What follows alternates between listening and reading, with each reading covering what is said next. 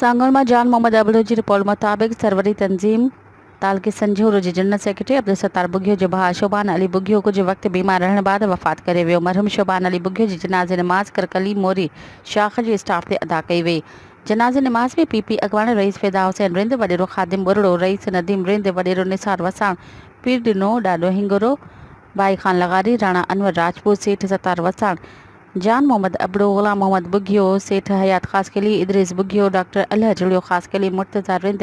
फ़कीर मोहम्मद हाशिम कलंदरी मौलवी गुलाम कादर बब्बर गनी बिरोही हसन भमरो हमजो बुगियो जानब सोलंगी मेहरान लगारी अली खान बिरोही खादिम बुगियो मोहम्मद खान सेतो नज़ीर सोलंगी मुस्तफ़ा बिरोही आबिद सोलंगी जुबैर राजपूत समेत मुख्तलिफ सियासी समाजी मानू शिरकत कई।